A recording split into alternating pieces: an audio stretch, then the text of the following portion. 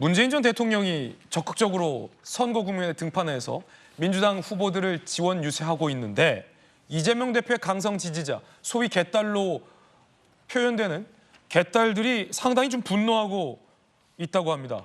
문재인 전 대통령의 지원 유세가 이재명 대표 지지자들에게 달갑지 않은 까닭은 무엇일까요? 성춘 부의장님. 전 이 보도 보고 좀 의아해했는데 이 대표 지지자, 개딸 사이에서 문 전 대통령에 대해서 좀 험악한 표현도 많이 나오고 있다고 합니다.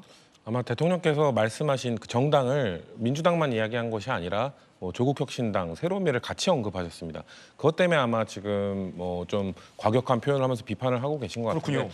글쎄요, 저는 문 대통령께서 오히려 민주당에 좀 등 돌린 그 표를 결집해 줄 수 있는 역할을 할 수 있다라고 생각합니다.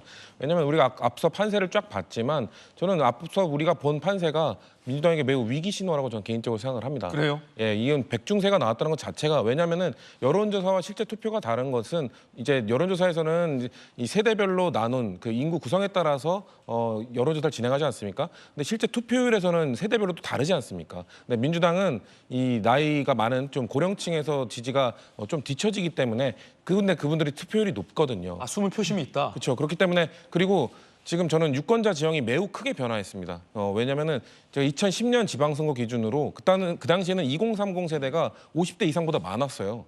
그때는 39%로 36.9%인 5060보다 많았는데 이제 14년이 지난 지금 이번 총선에서는 완전 뒤집혔거든요. 네. 2030 세대는 28% 정도에 더 머무르고 있고 그렇군요. 50대 이상은 50%가 넘습니다. 그렇기 때문에 이 투표율, 실제 세대들 투표율까지 반영했을 때 민주당은 이건 불리할 수밖에 없다.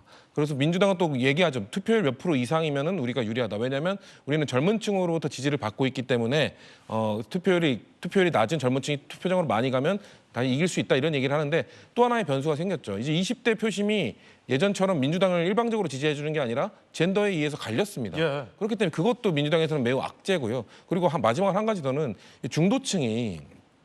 중도층의 표심이 2022년 지방선거에서 보여준 표심과 작년 강서구청장 보궐선거에서 보여준 표심이 아주 확 뒤바뀌거든요.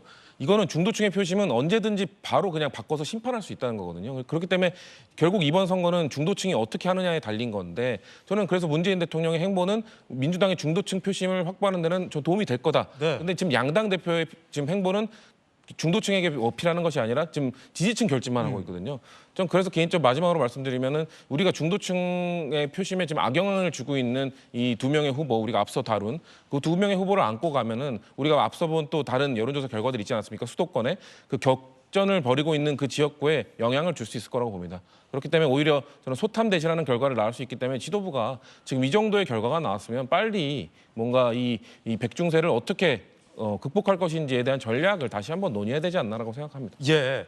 문재인 전 대통령의 등판에 박근혜 전 대통령도 지원 유세를 계획했다가 취소했다고 합니다.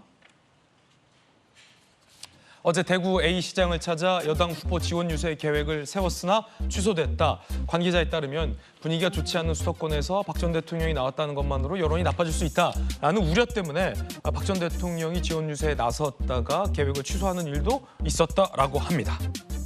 그만큼 수도권에서 양당이 지금 경합하고 있는 곳이 상당히 많다라는 의미로도 해석이 됩니다.